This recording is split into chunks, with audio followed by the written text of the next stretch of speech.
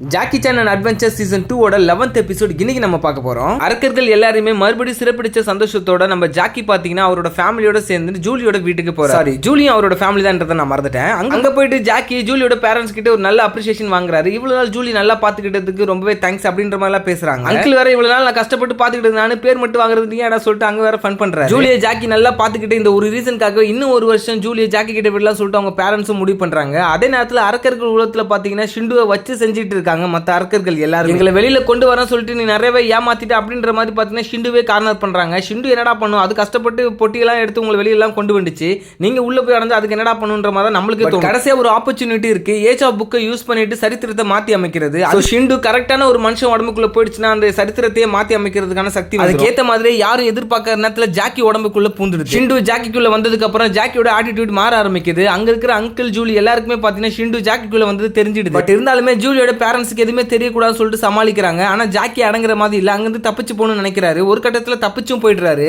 இதை பாத்தீங்கன்னா கண்ணெதிர்க்கே ஜூலியோட அம்மா அப்பா பாத்துறாங்க. சோ என்ன இவன் இப்படி நடந்துக்கிறான்னு சொல்லிட்டு ஜூலி இனிமேல் அவங்க கூட இருக்க வேணாம், நம்ம கூட இருக்கட்டும் சொல்லிட்டு ஜூலி அவங்க ஹவுஸ் அரெஸ்ட் பண்ணி அங்கிளும் பீமாவும் ஜாக்கி சேஸ் பண்ணி போகணும்னு சொல்லிட்டு அங்கிருந்து கிளம்பிடுறாங்க. ஆனா ஜூலிக்கு ரொம்ப வருத்தம். அங்கிளும் பீமாவும் ஜாக்கி எங்க போயிருப்பான்னு சொல்லிட்டு டிஸ்கஸ் பண்ணிட்டு இருக்கப்ப அதை பத்தி ஒன்றும் பிரச்சனை இல்லை, நம்ம கண்டுபிடிச்சா சொல்லிட்டு ஜூலி அங்க வந்து நிக்கிறாங்க. ஜாக்கிக்கு ஒண்ணுனா ஜூலி சும்மா இவங்க இப்படி டிஸ்கஸ் பண்ணிட்டு இருக்கப்பே ஜாக்கி கால் பண்ணிடுறாரு. இந்த மாதிரி ஷிண்டு ஆஸ்திரேலியா நோக்கி போயிட்டு இருக்குன்னு சொல்லிட்டு இன்ஃபர்மேஷனை பாஸ் பண்ணிடுறாரு. சோ ஜாக்கி ட்ராக் பண்றதுக்காக ஜூலி பாத்தீங்கன்னா பிளாக்கோட ஹெல்ப் கேட்கறாங்க. ஆஸ்திரேலியா ரீச் ஆன உடனே பாத்தீங்கன்னா ஜாக்கி ஒரு இடத்துக்கு போயிட்டு இருக்காரு. பின்தொடர்ந்து பீமா ஜூலி அண்ட் அங்கிள் வந்துட்டே தான் இருக்காங்க. ஆனா ஜாக்கிக்குள்ள ஷிண்டு ஏன் வந்துச்சு, எதுக்கு வந்துச்சு, ஆஸ்திரேலியா என்ன பண்ண போகுதுன்றது பாத்தீங்கன்னா அவங்க யாருக்குமே தெரியல. சோ அதனாலே ஃபாலோ பண்ணிட்டு போயிட்டு இருக்காங்க. ஜாக்கி ஒரு குகை மாதிரி இடத்துல போயிட்ட உடனே பாத்தீங்கன்னா ஒரு மந்திரம் போடுறாங்க. உள்ள இருக்கிற ஷிண்டு தான் அந்த மந்திர வார்த்தையை சொல்லுது. அது மூலமா பாத்தீங்கன்னா ஒரு போர்ட்டல் ஒன்று உண்டாகுது. அது வழியா ஜாக்கி உள்ள என்டர் ஆயிராரு. அதை தொடர்ந்து பாத்தீங்கன்னா உள்ள ஜூலியும் வந்து பாக்குறாங்க. அப்ப பாத்தீங்கன்னா அங்க மிகப்பெரிய ஒரு புத்தகமே இருக்கு. இதை பார்த்த உடனே அவங்களுக்கு என்ன தோணுதுன்னு தெரியல. ஸ்ட்ரைட்டா போயிட்டு பாத்தீங்கன்னா ஷிண்டு ஏதோ எழுத ஆரம்பிக்குது. அங்கிள் பாத்தீங்கன்னா இங்க வந்ததுக்கு அப்புறம் தான் ஒரு முடிவுக்கு வராரு. சோ இதுதான் பாத்தீங்கன்னா ஏஜ் ஆஃப் புக், இது சரித்திரத்தையே மாத்தக்கூடியது அப்படின்னு சொல்லிட்டு முடிவு பண்றாரு.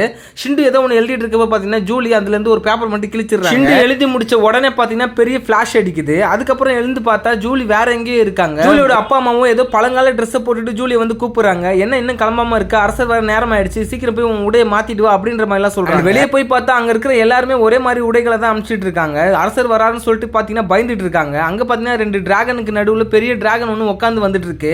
அது வேற யாரும் இல்ல, ஷிண்டு. இது எப்படி சாத்தியன்ற ஒரு குழப்பத்தோட பாத்தீங்கன்னா ஜூலியும் இருக்காங்க. அங்க இருக்கிற மக்கள் எல்லாமே பாத்தீங்கன்னா ஷிண்டுக்கு சேவை செய்யறதுக்காகவே இருக்கிறவங்க தான். அப்படி தலை வணங்குறாங்க. தூரத்துல பாத்தீங்கன்னா நம்ம ஜாக்கி பெருக்கிட்டு இருக்காரு. இதை பார்த்தோம்னா ஜூலிக்கு ஒரே ஆச்சரியம், என்ன ஜாக்கி இப்படி இருக்க, உன் முடியெல்லாம் வளர்ந்துருக்குன்றாங்க.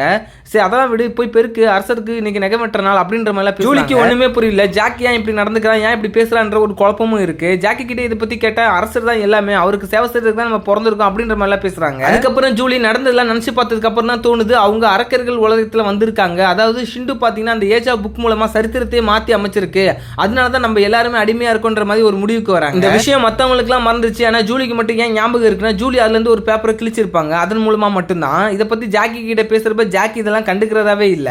நிகழ்காலத்துல நடந்ததை பத்தி ஜூலி ஜாக்கி கிட்ட சொல்றாங்க, 7 அரக்கர்களையும் நம்ம அடைச்சிட்டோம், நீ தான் ஃபைட் பண்ணி அடைச்ச அப்படின்ற மாதிரி எல்லாம் சொல்றாங்க. ஜாக்கிக்கோ இது எல்லாமே வேடிக்கையா தான் இருக்குது. அவர் யாருமே நம்பல, அவர் அரசருக்கு சேவை செய்யறதெல்லாம் குறியா இருக்கு. அதுக்கப்புறம் எப்படி நம்ப வைக்கிறதுன்னு ஜாக்கி ஜூலிக்கு கிஃப்ட் பண்ண அந்த வாட்சை காட்டுறாங்க. அது ஒரு மூஸ் வேரியன்டட் வாட்ச், வாய்ஸ் ஓவர்லாம் கொடுக்கும். அதை பத்தி இது பண்றப்ப பாத்தீங்கன்னா அவர் மந்திரம் நினைச்சிடுறாரு.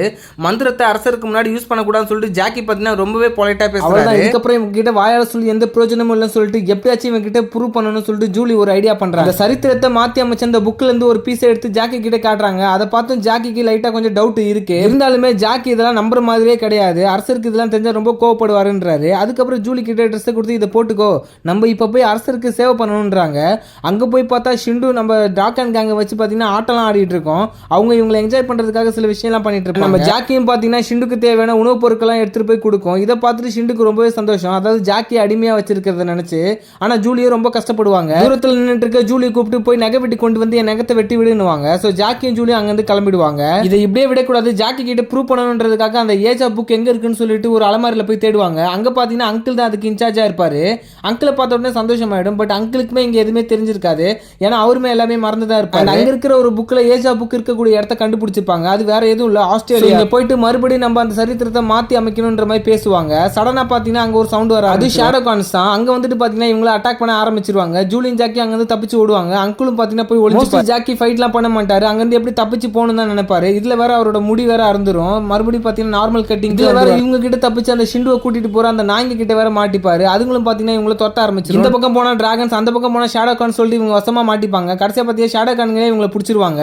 பட் அந்த நேரத்துல பாத்தீங்கன்னா அங்கிள் மந்திரத்தை யூஸ் பண்ணி அந்த ஷேடோ கான்ட்ட மாதிரியே வச்சு. இப்பதான் ஜூலி ஒரு விஷயம் சொல்றாங்க, ஷிண்டுக்கு மொத்தமா பவர் தரதே பாத்தீங்கன்னா அவங்களுக்குள்ள இருக்கிற மந்திரங்கள் தான். அதை எடுத்துட்டோம்னா அவங்க ஒண்ணுமே இல்லைன்னு. அதே மாதிரி மந்திரத்தை யூஸ் பண்ணி ஷிண்டு உடம்புக்குள்ள இருந்து மந்திரங்களை எடுத்து காட்டின உடனே பாத்தீங்கன்னா ஜாக்கியும் அங்கிள் நம்ப ஆரம்பிச்சிருவாங்க. இதுதான் இவங்களோட பவருக்கு காரணமா சொல்லிட்டு ஜாக்கி அது மாதிரி எடுக்க ட்ரை பண்றப்ப பாத்தீங்கன்னா ஷிண்டு முழிச்சிடுது. அதுக்கப்புறம் நெருப்ப கவி ஜாக்கி அட்டாக்கும் பண்ணிடுது. இதுக்கப்புறம் ஜாக்கிக்கு என்ன ஆச்சு, ஜாக்கி உயிர் பொழைச்சாரா இல்லையன்றதை நம்ம நெக்ஸ்ட் எபிசோட்ல பார்க்கலாம். Stay tuned.